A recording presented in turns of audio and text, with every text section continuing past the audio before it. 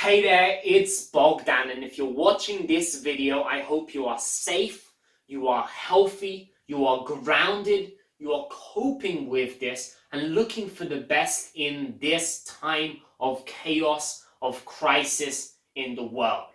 I don't need to remind you, I don't need to share with you. I'm sure it's all over everywhere. It's all over social media, it's all over the news, or it's all over everywhere. It seems like it's the only thing on people's mind at the time. The coronavirus, the pandemic that we're facing right now. And I believe there are multiple aspects to this. One, of course, is your health and fitness, to make sure that you're healthy, to keep your autoimmune system up so that you're healthy, so that you give your body the best possible chance of dealing with this crisis. But of course, I'm not a doctor. I'm not someone who specializes when it comes to health and fitness. And so that's not something that I'm going to be advising on or suggesting in this video. There are a lot of great informations out there on how you can stay safe, stay healthy in this time of crisis during this pandemic. The other side is we're seeing also the economy kind of blowing up, people hitting all-time lows, feeling like it's going crazy, berserk, numbers going and fluctuating all the time. People panicking when it comes to their businesses, when it comes to their assets, when it comes to their careers, their income. And so, but of course, I'm not an economist, I'm not a financial planner or a business advisor, so that's not something I'm going to be talking about. But again, there's a lot of great information if your mindset is in the right place to go and find it.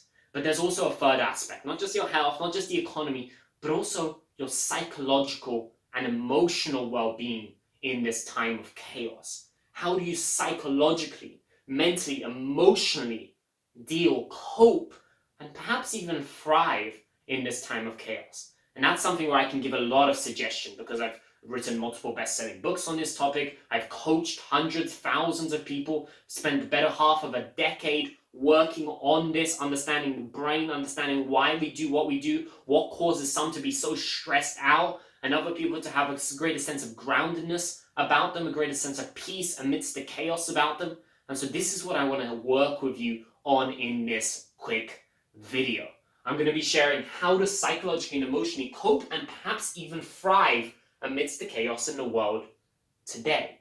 I'm going to be sharing 5 pointers here, starting with the first one. What's the first thing you can do to better psychologically and emotionally cope? And it is to be informed. This is an obvious one, but the distinction here is being informed is not the same as constantly scrolling social media and freaking yourself out and releasing cortisol in your body over and over again as you're consumed by the news. I know some people right now, they're hitting refresh on an hourly basis, constantly being saturated by all the news, all the stuff that's going on in the world, the travel bans, the countries blocking borders, blocking out cities, blocking this, closing this. But again, being informed is not the same as constantly consuming the news. Being informed is looking, what's the strategic piece of information that can help you? There are no guarantees in times of crisis or any time in life, but we can do things. We can learn things that help us better cope. In this case, researching what things can you do to support your body, your immune system during this time? What things can you do to make sure that the disease doesn't spread? What things can you do, such as keep yourself at home, keep supplies, wearing a mask, making sure you wash your hands, things like that. There's a lot of great advice out there. But looking for these strategic pieces of insight, being informed in this way. And the little graph I drew up here is the more information we have about the key areas, not news, not things that are going to freak us out, but things that are going to give us the information we need to make the best possible decisions. The more of that information we have, the better our decision making becomes in the small and the big areas. So the first thing is make sure you get informed, but don't keep watching the news. Don't wake up in the morning and first thing you do, turn on the news, turn on your social media and start scrolling, people sharing things about the coronavirus and what's happening in the world. Don't start there. Which brings me on to the second thing, which is your emotional awareness. Your emotional awareness and sense of necessity. This is more important than ever. A lot of people, again, are freaking out. They're in fear. They're in stress. The challenge, of course, is if you go out there and you research it, if you go and look at modern research, medical science, psychological mind-body studies, you'll find right here, this little graphic here, the more time we spend in these fear-based emotions, the more time we spend in fear, confusion, frustration, anger, chaos, the more time we spend there, it actually weakens our immune system and makes us even more likely to catch and get caught within this and injure our health. Potentially could be lethal. And so the more time we spend in this, the more time we spend thinking about chaos and fear and having those type of thoughts, the more it weakens our immune system. And it can be potentially, again, lethal. And so in this time here of chaos, we need to be even more emotionally aware of how we are feeling, what's going through inside our mind, inside our body. We need to be even more emotionally aware. And then the second part here is key. You're not going to stay grounded. It's going to be very hard for you to stay grounded, to develop peace, joy, the emotions that are going to support your mind and your body to find opportunities, to be healthy. If you don't develop a sense of necessity, what do I mean? Necessity, as in who are you going to be a role model for? What needs you to be at your best right now amidst this chaos? What needs that? What requires that? Developing that sense of necessity. One part is, hey, you need to be at your very best right now. Else, if you're constantly in this fear cycle, that's going to actually hurt your autoimmune system and it's going to make it worse for you when it comes to your body. And so you need to be at your best, else this becomes even more of a threat to you, your family, your well-being. And so that's one sense of necessity. For other people, for me, it's my partner. It's perhaps if you're a parent, it's your kids. You need to be at your best for them, because if you freak out, they're going to freak out. And then this whole cycle perpetually run as well and impact them and their well-being.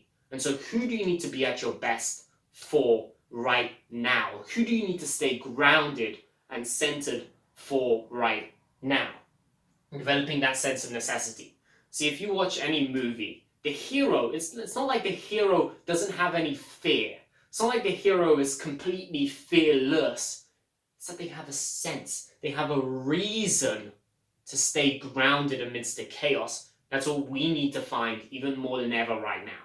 We need to find, okay, why do we need to stay grounded? Because that will help us when it comes to our emotional awareness, how we feel right now. And so necessity.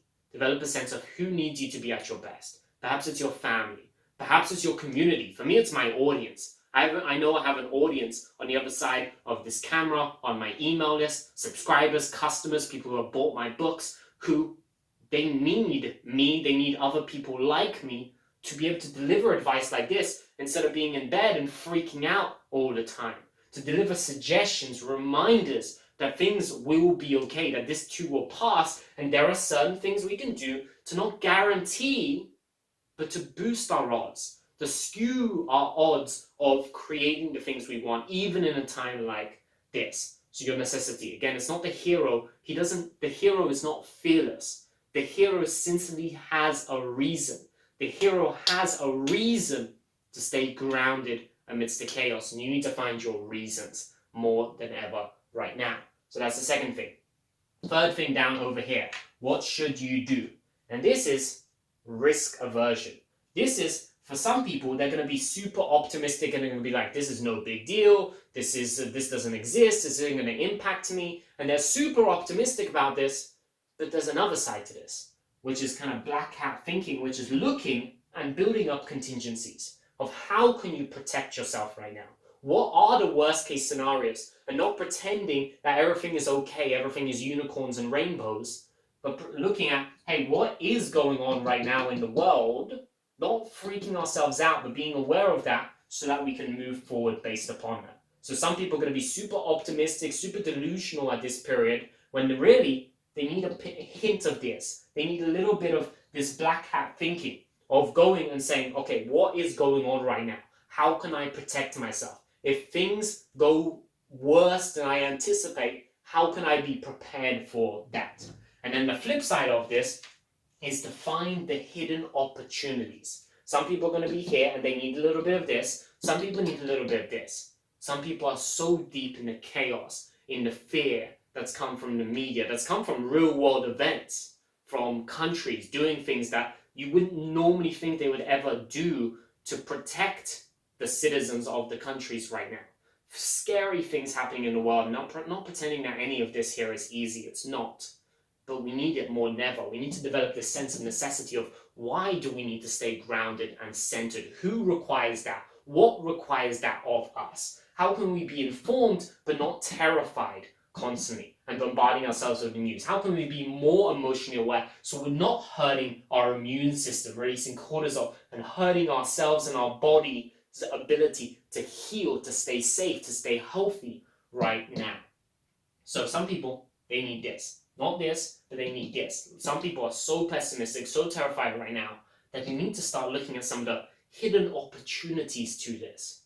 For example, maybe this is a time because of this health pandemic right now in the world, it's a time for you to take care of your body. There are people still walking around and eating sugar and sweets and alcohol and all that stuff. That stuff's weakening your immune system as well. Maybe this is a time where because of this crisis and the risk that we're all facing in the world right now, it's a time to get healthier. Perhaps schools are shutting down in a lot of different countries around the world. In the US, in Europe over here, back then in China and Asia, schools are shutting down. Maybe that's an opportunity for people to look around and to learn in different ways. Perhaps this could be that hint that changes the education system in a new way. Or perhaps you lost your career or you're uncertain about your job. Perhaps you didn't even like that job, but now the risk of losing it makes you kind of cling to it. But maybe instead, one of the hidden opportunities of this crisis and this chaos could be you finding and developing some extra skills on the side, building your kind of side business in this time. Perhaps you've been so busy that you never actually had time to spend perhaps with your family or spend on some long-term work project. Maybe you wanted to write a book or a song or an album or something like that. You wanted to start a side business. You wanted to go and do something for someone and you didn't have the time. Well, now people are quarantined in their houses. They have the time. And so one of the hidden opportunities may be the fact that you have time. You have time to sit down with loved ones and actually talk to them. You have time to build your side business and explore other career opportunities. If your school was shut down and they've only given you a certain amount of homework, maybe now's a time for you to look at, hey, what do I actually want to be learning and learn for yourself? As you know, I dropped out of high school when I was like 13, 14 years old. And that's what I did. I no longer went to school. It was a voluntary choice to drop out. And I used the 8, 9, 10 hours to learn things that allow me to do what I do today. To have thousands and thousands of people listen to my work, buy my books, consume my information, to be able to have an online business that runs, and I have a kind of a lifestyle that allows me to travel, or on a normal day travel, and be there for people all around the world, to support people, to contribute to a better world, to do the work that I love to do. So what are the hidden opportunities? That's number 4. And then the 5th thing, how do you psychologically, emotionally better cope, is to be aware of your emotional needs and triggers, especially in a time like this. See, normally, when people aren't quarantined at homes, when people can move around, they go to restaurants and bars and clubs and this and that and schools and concerts and things like that, we develop some routines. We develop some ways that we fulfill our needs, our triggers as human beings, and we all have these. One of them is the desire to be safe and certain, and that need is being conflicted right now with the realities of the world, and so we need to find different ways to fulfill that need. Or for example, down here, the need for social connection. Now is going to be a big time of loneliness in the world because people are quarantined at home, and outside of perhaps a partner or family or kids, they don't have that intimacy with people. And so how are you going to get that? Of course, we can use technology, we can get that in a certain sense, but how can you perhaps connect deeper and make sure you fulfill this need that we have as human beings? We are a social species. Or over here, the desire for engagement and variety. When we're out in the world before the coronavirus, we have certain ways that we get engagement, that we get entertained, that we have variety in our lives, doing different things so our brain doesn't get bored. Now people are sitting at home, and they're bored. And we're all going to find a way of meeting each one of these needs, these triggers. It's just how we do it. For some people, there's a big risk that on an average day, Americans spend 4 hours a day watching TV or Netflix. Not just Americans, anyone really around the world. Now's a big risk that people are going to start watching 8 hours a day of Netflix, or 10 hours a day, or 12 hours a day, because they're going to find a way to meet this need for, in a time of boredom, in a time of loneliness, they're going to connect with these shows and they're going to binge watch that. But I'm advising you not to, or suggesting that you find a better way to meet this need that we have as human beings. Perhaps it's learning a new skill. Perhaps it's time you have a long reading list that you've had this year, last year, the year before that. Perhaps it's time to read some of those books. Perhaps there's better ways for you to fulfill this. Go and play some games with your family and connect and have fun instead of binge watching shows on Netflix. Go and learn a new skill that can help you with your career and your income later on. There is a big risk right now that people are going to use these, for example here, safety and calm, they're going to use this as a way to fall back into bad habits, addictions, because now when stress is up on a normal day, for example smoking, the biggest trigger is stress. Right now there is a lot of stress up in the air, and so people may fall back into these as coping mechanisms instead of looking at empowering ways to fulfill these needs. Perhaps it's, again, meditation. Perhaps it's quality time with family. Perhaps it's sharing and talking to deep, dear friends as a way of coping with this, and that communication can help lower stress and give a sense of calm and safety.